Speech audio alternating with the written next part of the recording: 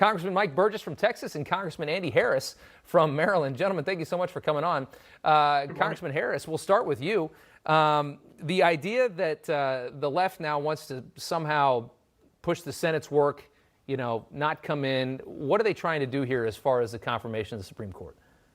Well, pretty clearly, they're trying to hedge their bets, and they think they're going to win the majority in November. I don't think they will, but they definitely want to stop Amy Barrett from getting on the Supreme Court. But there's no reason the Senate can't continue doing its business. They should just keep on doing what they're doing. They should be approving the judges, approving Justice Barrett, and going about the business of the nation. Absolutely. Congressman Burgess, your perspective. Well, it was interesting to hear Minority Leader Schumer on his press conference this morning, where he said a virtual hearing is just no replacement for the real thing.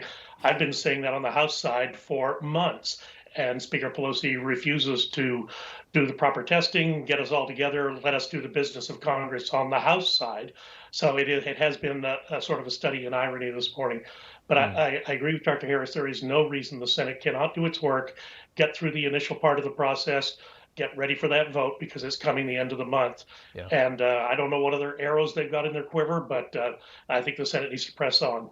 Yeah. Congressman Harris, we've got this election coming up. The president doing well in an election is what can carry a lot of these vulnerable seats over the line and keep them in Republican hands. How nervous are some members of Congress with the president in the hospital?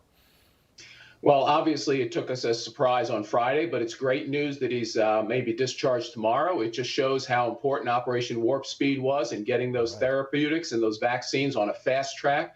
Both things he got, polyclonal antibodies and remdesivir, both Operation Warp Speed drugs that have reduced the mortality rate to less than 2 in 1,000.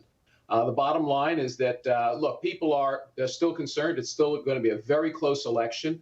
But I think the American people are going to make the right decision on November 3rd. Congressman Burgess, he just made a great point. We've been talking about the whole show. The idea that the president, perhaps and hopefully is healed and feeling better sometime this week, and he can point to a drug that he fast-tracked with Warp Speed, as the congressman just said, remdesivir. What kind of political capital does that create? I think it creates enormous capital, not just remdesivir, of course, the Regeneron polyclonal antibody that he received Friday evening. Right. That, of course, was funded through BARDA, which under the president's direction. He has really put his shoulder into this on the therapeutic side, the antivirals, vaccines, to be sure. I have never in my entire time in Congress seen this type of all-of-government response. I longed for it when Ebola was percolating over in Western Africa, when we had Zika on the march down to South America, threatening our Olympic athletes. Never could get any type of response out of the previous administration. This administration really has taken this seriously and pushed it forward. This is the right to try president, not the no miracle is coming president, as